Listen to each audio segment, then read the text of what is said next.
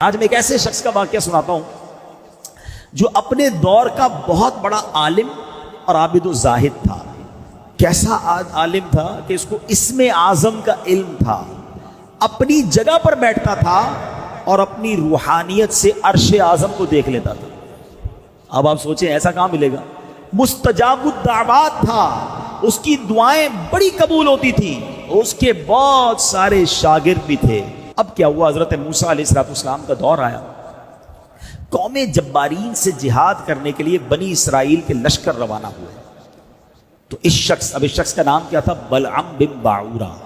ٹھیک ہے، قرآن میں اس کا واقعہ موجود ہے۔ اتنا نیک آدمی، اتنا مقبول آدمی۔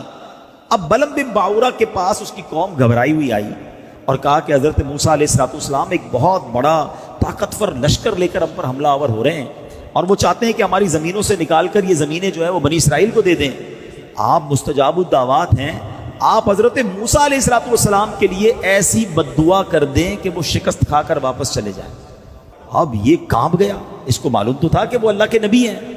تو وہ کہتے ہیں تمہارا برا ہو خدا کی پناہ، تم جانتے ہو کس کے بارے میں بات کر رہے ہو؟ حضرت موسیٰ علیہ السلام تو اللہ کے رسول ہیں، میں ان کے خلاف کیسے بد دعا کر سکتا ہوں؟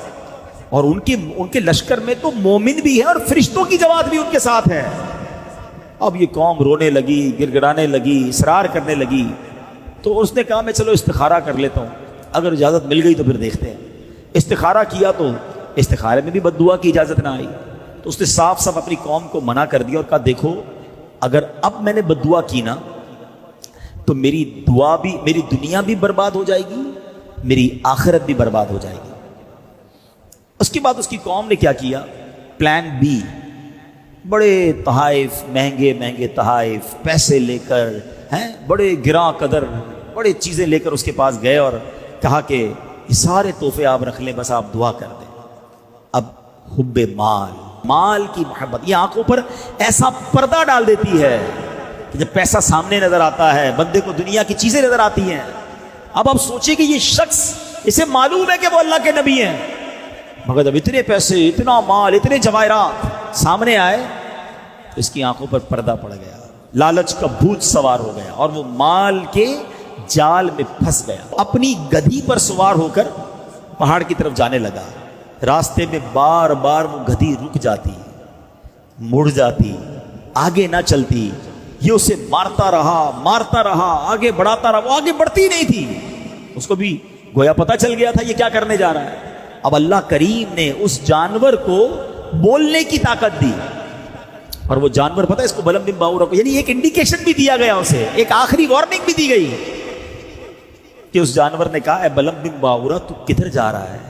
میرے آگے فرشتے کھڑے ہیں، میرا راستہ روک رہے ہیں، میرا منہ دھکیل رہے ہیں پیچھے کی طرف۔ اے بلعم تیرا برا ہو، تو اللہ کے نبی اور مومنین کی جماعت پر بد دعا کرے گا؟ اللہ اکبر۔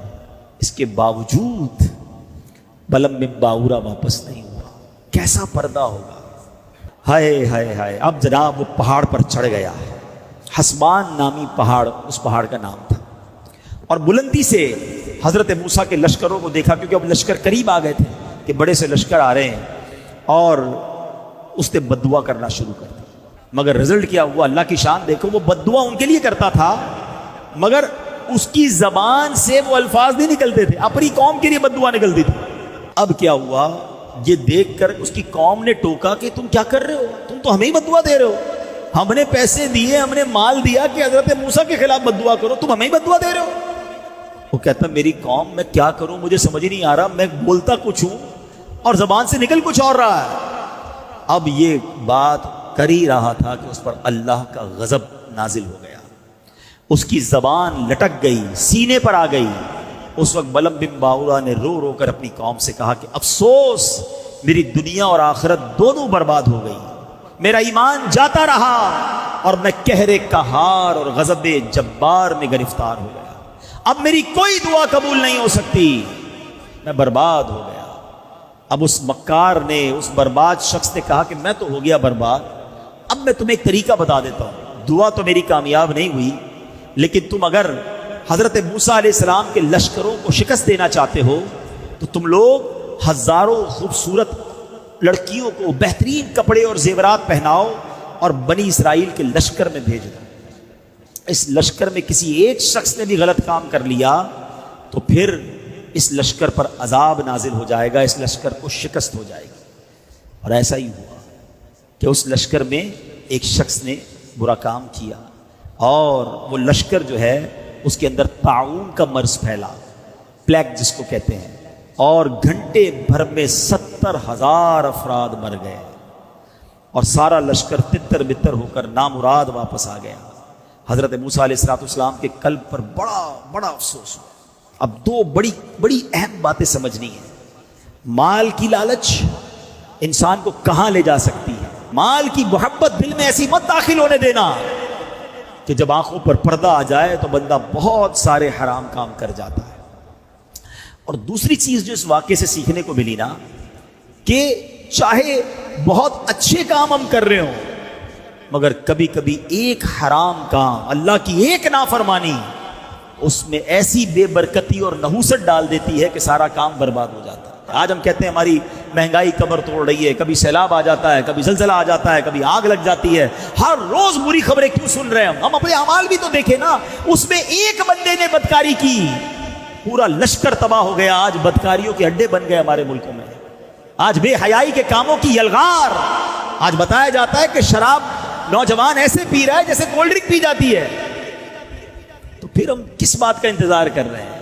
ہمیں یہ واقعات قرآن و حدیث میں اس لیے تو بیان ہوئے نا کہ دیکھو ان باتوں سے رب جب ناراض ہوتا ہے تو پھر برکت اٹھا لی جاتی ہے اور بربادی مقدر بن جاتی ہے۔